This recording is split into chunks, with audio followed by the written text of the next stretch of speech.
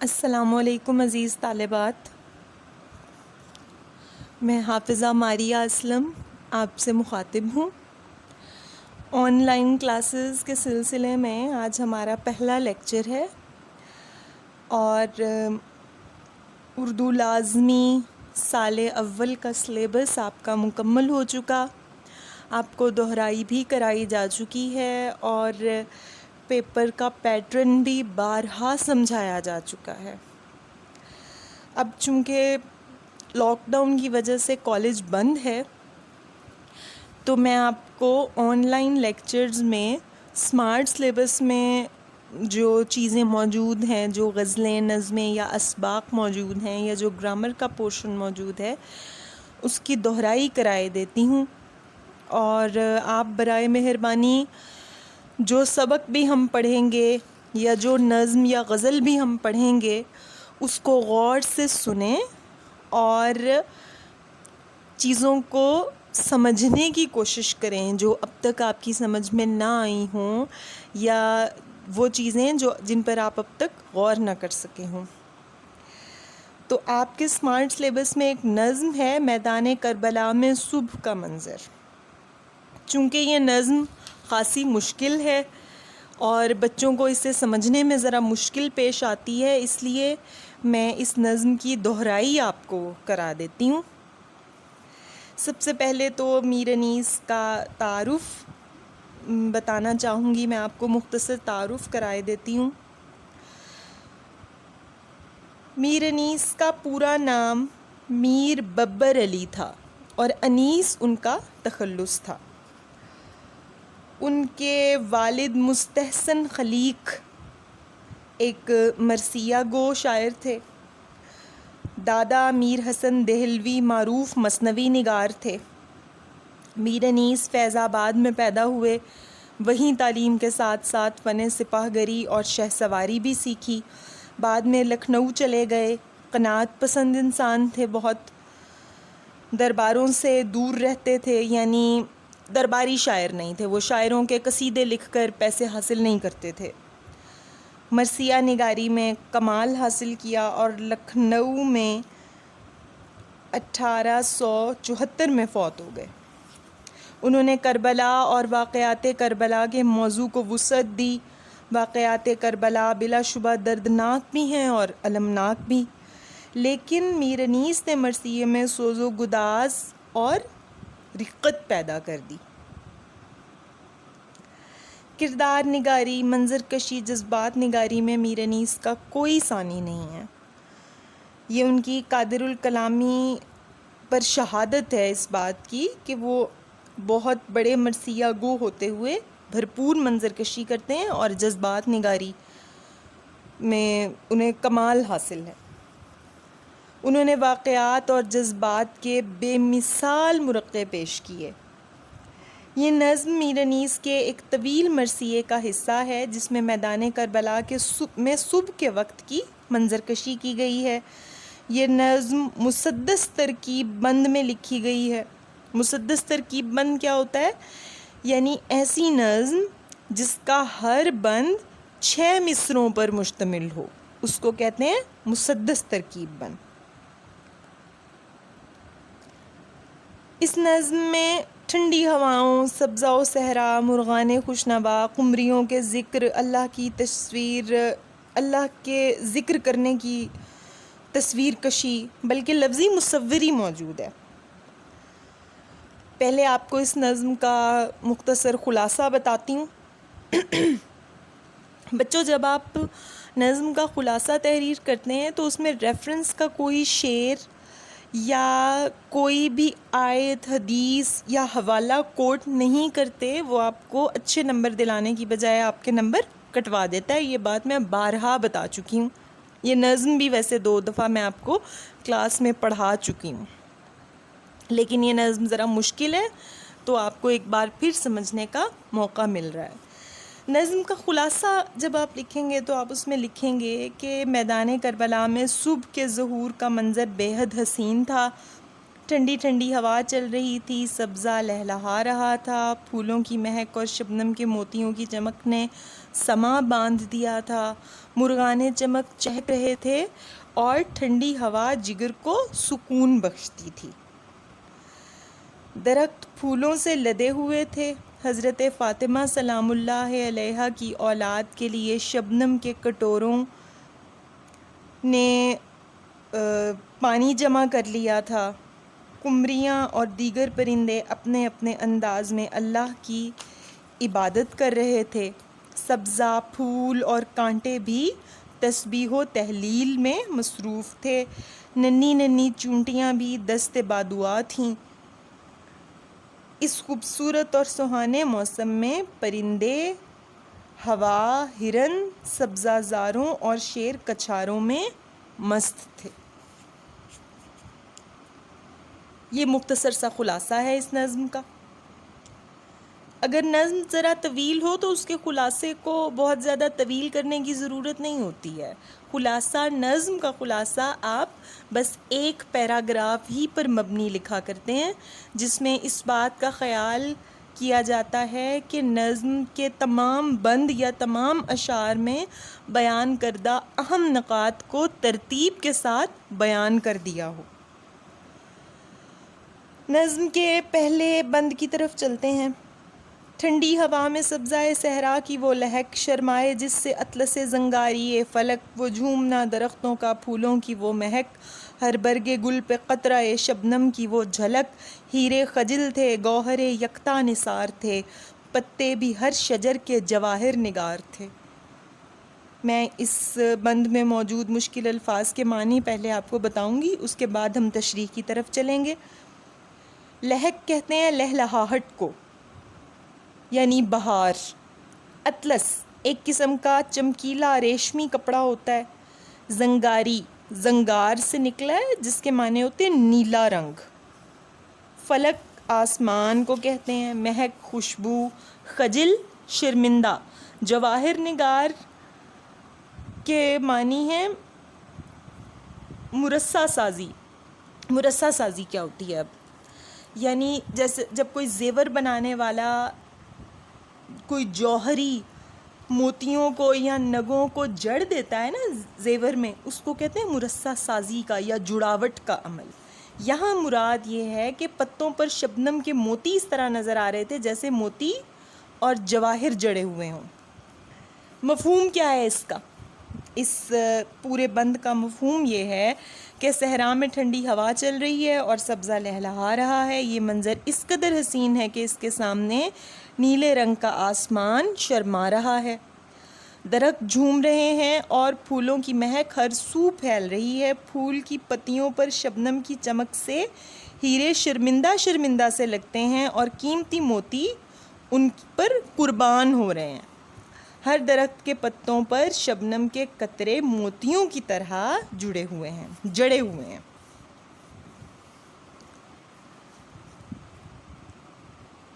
اچھا، جب بھی آپ تشریح کرتے ہیں نا، پیپر میں جب تشریح آتی ہے تو وہ پورے بند کی تشریح نہیں آتی۔ ضروری نہیں ہوتا کہ پورا بند تشریح کے لیے دیا جائے۔ آپ کو 2 شعر دیے جاتے ہیں، یعنی 4 مصرے ایک بند کے دیے جاتے ہیں۔ وہ نظم کے کسی بھی حصے میں سے آ سکتے ہیں۔ اس کے آغاز میں اگر آپ شاعر کا تعارف لکھ دیں گے یا شاعر کے محاسن کلام لکھ دیں گے، اس کے کلام کی خصوصیات لکھ دیں گے، تو عین ممکن ہے کہ آپ کو اس کے زیادہ اچھے نمبر ملیں۔ تو کچھ جملے میں آپ کو بتا دیتی ہوں۔ اس نظم کا کوئی بھی شعر آپ کے پیپر میں آ جائے، آپ یہ جو جملے میں آپ کو بتا رہی ہوں اس کو اقتباس کی صورت میں یعنی پیراگراف کی صورت میں تشریح سے پہلے ضرور لکھیں گے۔ آپ لکھیں گے کہ اردو مرثیہ نگاری میں میر انیس کا ثانی کوئی نہیں، انہیں شاعری ورثے میں ملی اور زبان و بیان پر انہیں اس قدر عبور ہے کہ ایک بات کئی انداز میں کہہ سکتے ہیں۔ وہ خود اپنے بارے میں کہتے ہیں، گلدستہ معانی کو نئے ڈھنگ سے باندھوں، ایک پھول کا مضموں ہو تو 100 رنگ سے باندھوں۔ وہ الفاظ کا چناؤ اور استعمال بڑی چابک دستی سے کرتے ہیں، تکرار لفظی کے ذریعے مصروں اور شعروں میں صوتی آہنگ پیدا کرتے ہیں، فصاحت و بلاغت کا خاص خیال رکھتے ہیں، ان کی واقعہ نگاری اور منظر نگاری کی صلاحیت لاجواب ہے۔ علم بیان اور صنائع بدائع سے بھی خوب کام لیا ہے۔ میدان کربلا میں جس قافلے کی آمد ہے، اس کے لیے فطرت نے میدان کربلا کو مثل ارم سجا دیا ہے۔ مثل ارم یعنی جنت کی طرح۔ یہ پیراگراف آپ لکھیں گے کسی بھی بند کی تشریح کرنے سے پہلے۔ کوئی بھی بند آ جائے اس نظم سے پیپر میں، آپ یہ پیراگراف لکھ دیجئے گا۔ اب ہم پہلے بند کی تشریح کی طرف چلتے ہیں، جس کے مشکل الفاظ کے معنی میں نے ابھی آپ کو بتائے۔ انیس یہ کہہ رہے ہیں کہ میدان کربلا میں قافلہ حضرت امام حسین کی آمد ہے، چنانچہ کربلا کا ہر منظر نہایت خوبصورت اور رشک ارم ہو رہا ہے۔ صبح طلوع ہو رہی ہے اور ٹھنڈی ہوا چل رہی ہے۔ صحرا میں سبزے کا حسن و جمال قابل دید ہے، دیکھنے کے لائق ہے۔ یہ سبزہ ہوا کے چلنے سے لہلہا رہا ہے اور یہ منظر اتنا دلکش ہے کہ نرم و نازک ریشم کی مانند نیلگوں آسمان شرما رہا ہے۔ اسے زمین کا منظر زیادہ خوبصورت دکھائی دیتا ہے، یعنی آسمان کو زمین اتنی پیاری لگ رہی ہے کہ وہ اس کے سامنے شرما رہا ہے، اس کو لگ رہا ہے کہ میری خوبصورتی تو زمین کے سامنے ماند پڑ گئی ہے، کم ہو گئی ہے۔ ہلکی ہلکی ہوا چل رہی ہے، درخت جھوم رہے ہیں، پرمسرت ہوا ہے جو جگر کو تازگی بخشتی ہے۔ پھول کھلے ہوئے ہیں اور ان کی خوشبو ہر طرف پھیلی ہوئی ہے۔ آپ یہاں ریفرنس کے طور پہ شعر لکھ سکتے ہیں۔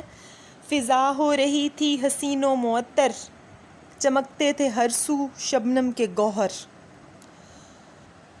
ایک اور شعر آپ لکھ سکتے ہیں کہ باد گل پر رکھ گئی شبنم کا موتی باد صبح، اور چمکاتی ہے اس موتی کو سورج کی کرن۔ یعنی پھولوں کی پتیوں پر شبنم کے قطرے بہار دکھا رہے ہیں۔ یہ ایک دل لبھانے والا منظر ہے۔ شبنم کے ان چمکتے موتیوں کے سامنے ہیروں کی خوبصورتی بھی ماند پڑ رہی ہے۔ درختوں کے پتے بھی ہیرے موتیوں سے جڑے نظر آتے ہیں اور ان کی آب و تاب بھی دیدنی ہے، یعنی انتہائی خوبصورت ہے، دیکھنے سے تعلق رکھتی ہے۔ میر انیس کا کمال فن ہے کہ منظر کوئی بھی ہو اسے قاری کے ذہن پر نقش کر دیتے ہیں، یعنی وہ بات کو اس طرح بیان کرتے ہیں کہ پڑھنے والا اس سے متاثر ہوئے بغیر نہیں رہ سکتا۔ میر انیس کے ہاں صنعت مبالغہ کا استعمال کثرت سے ہوتا ہے۔ یہ ساری نظم دراصل مبالغہ ہے، یعنی کسی ایک حقیقی بات کو بہت زیادہ بڑھا چڑھا کر بیان کرنا۔ سبزے کا آسمان کو شرمانا، شبنم کے قطروں کا ہیروں کو شرمانا اور موتیوں کا ان پر نثار ہونا، یہ سب کچھ جو ہے وہ مبالغہ ہے۔ اب ہم یہ تو کہہ سکتے ہیں کہ موضوع بڑا مقدس ہے، یعنی آل بیت اطہار علیہم السلام کی آمد کا ذکر ہے، تو آپ جتنی خوبصورتی سے بھی اس کا بیان کریں وہ کم ہے۔ تو میر انیس لفظوں کو اس قدر برمحل اور چابک دستی سے استعمال کرتے ہیں کہ قاری کے سامنے نا تصویریں بن جاتی ہیں۔ آپ کو یہ نظم پڑھ کے ایسا محسوس ہوگا جیسے میدان کربلا کا بیان کردہ یہ منظر آپ کے سامنے ہے۔ ایک اور اہم بات یہ کہ آپ سب لوگ جانتے ہیں میدان کربلا تو دھوپ، گرمی اور جنگ کا میدان تھا۔ وہ تو ایک تپتا ہوا ریگزار اور صحرا تھا جہاں پانی کی بوند تک موجود نہ تھی۔ تو میر انیس نے اس کو اتنا خوبصورت کیوں بیان کیا، یہ سوال آپ کے ذہن میں آ رہا ہوگا۔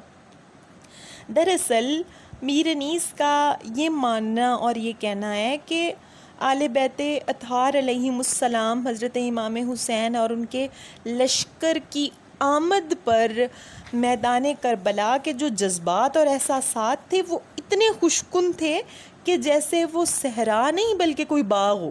وہ اپنے آپ کو ایک باغ سے بھی کہیں زیادہ افضل اور خوش قسمت محسوس کر رہا تھا، یا یوں کہیے کہ میدان کربلا کے ارد گرد کے جو میدان تھے، جو سبزہ زار تھے، ان کی صورتحال کچھ ایسی تھی جو انیس نے بیان کر دی۔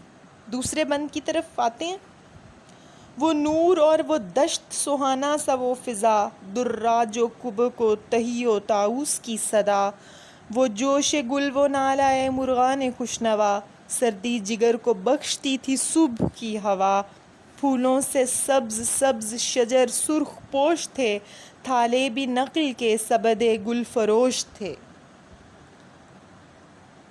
بند کے مشکل الفاظ کے معنی کی طرف چلتے ہیں۔ دشت صحرا، دراج کہتے ہیں تیتر کو، کبک چکور، تہیو ایک قسم کا تیتر ہوتا ہے یہ بھی، طاؤس مور کو کہتے ہیں، جوش گل پھولوں کا جوبن، نالائے مرغان خوش نوا یہ ایک ترکیب ہے جب 2 یا 3 یا 4 الفاظ کو یا اس سے بھی زیادہ الفاظ کو اضافت لگا کر یعنی زیر زبر پیش لگا کر آپس میں جوڑ دیا جائے تو اس کو ترکیب کہتے ہیں۔ تو نالائے مرغان خوش نوا کیا ہے؟ ترکیب ہے۔ خوش آواز پرندوں کے گیت، شجر درخت، نخل نخل دراصل کھجور کے درخت کو کہتے ہیں، سبد گل فروش، سبد کہتے ہیں، سبد کہتے ہیں ٹوکری کو، سبد گل فروش پھول بیچنے والے کی ٹوکری۔ مفہوم کیا ہوگا اس بند کا؟ صبح طلوع ہوئی تو صحرا جگمگ جگمگ جگمگ ہو گیا، تیتر چکور پپیہے اور مور سہانے گیت گانے لگے، اور سریلے گیتوں سے پھولوں کے دل محبت سے لبریز ہو گئے، ٹھنڈی ہوا جگر کے لیے سکون بخش ہو گئی، درختوں پر سرخ پھول اس کثرت سے کھلے کہ یہ گل فروش کی ٹوکری لگنے لگے۔ آپ کو بند سمجھ میں آ گیا ہوگا۔ اب اس کی تشریح کی طرف چلتے ہیں۔ آپ تشریح سے پہلے میں نے جیسے آپ کو پچھلا بند سمجھاتے ہوئے بتایا ایک پیراگراف، اس اقتباس کو ضرور لکھیں گے کسی بھی بند کی تشریح کرنے سے پہلے۔ اس بند میں انیس کیا کہہ رہے ہیں؟ دشت کربلا میں میر انیس صبح کا ایک اور منظر پیش کرتے ہوئے کہہ رہے ہیں کہ ہر طرف نور پھیلا ہوا تھا۔ بے شک یہ مبالغے پر مبنی ہے، مگر طلوع صبح کی اس سے زیادہ مجسم اور متحرک تصویر کشی ممکن نہیں ہے۔ مجسم اور متحرک کا کیا مطلب ہے؟ یعنی مناظر قدرت، عناصر قدرت اور ارد گرد موجود چیزوں کو باقاعدہ طور پر چلتا پھرتا یا باقاعدہ طور پر حرکت میں دکھانا یا بتانا، مجسم کر دینا یا متحرک کر دینا ہوتا ہے۔ صبح کی روشنی پھیلی تو صحرا جگمگا اٹھا، ساری فضا پر نور ہو گئی، ہر طرف تیتر چکور تہیوں اور مور کی آوازیں آ رہی ہیں، ایک طرف خوش رنگ پھولوں کے تختے اور دوسری طرف خوش الحان پرندوں کے گیت ایک سماں باندھ رہے ہیں۔ صبح کی ٹھنڈی ہوا صحت بخش ہے، شاداب اور سرسبز درختوں پر پھولوں کی کثرت نے بہار کا رنگ پیدا کر دیا ہے۔ ایسا لگتا ہے کہ بڑے بڑے تھالوں میں گل فروشوں نے پھولوں کی ٹوکریاں سجا دی ہوں۔ پھولوں کی مہک، روشنی اور پرندوں کے سریلے گیتوں سے صحرا کا حسن اور اس کی رونق دوبالا ہو گئی ہے، ہر چیز پر نکھار آ گیا۔ میر انیس کا جمالیاتی ذوق بڑا خوبصورت ہے۔ جمالیاتی ذوق کسے کہتے ہیں؟ ارد گرد موجود خوبصورتی کو محسوس کرنا، جسے آپ انگریزی میں ایستھیٹک سینس کہتے ہیں۔ وہ منظر کشی میں تخیل کی رنگ آمیزی سے منظر تخلیق کرتے ہیں۔ تخیل کہتے ہیں خیال کو، خیال آفرینی کو، یعنی ایک چیز کو سوچ لینا، ایک چیز کا تصور باندھ لینا۔ انہوں نے صنعت مبالغہ سے بھی کام لیا ہے اس بند میں، اور صنعت مرات النظیر سے بھی کلام میں حسن پیدا کیا ہے۔ اچھا، اب صنعت مرات النظیر کیا ہوتی ہے؟ میں نے آپ کو جب یہ نظم کلاس میں پڑھائی تھی تو صنعت مرات النظیر کا درست املا بتایا تھا۔ میں کوشش کروں گی کہ آپ کو واٹس ایپ گروپ میں جو مشکل الفاظ میں تشریح میں بتا رہی ہوں ان کا درست املا لکھ کر بھیج دوں۔ جب کلام میں ایک ہی قبیل کے الفاظ لائے جائیں، ایک ہی قبیلے سے تعلق رکھنے والے الفاظ لائے جائیں، تو اس کا مطلب ہے کہ کلام میں صنعت مرات النظیر ہے۔ اب آپ سوچیں گے کہ ایک ہی قبیلے کے الفاظ سے کیا مراد ہے؟ یعنی چاند، سورج، ستارے، آسمان، یہ سارے لفظ اگر استعمال ہوں گے تو یہ صنعت مرات النظیر ہوگی۔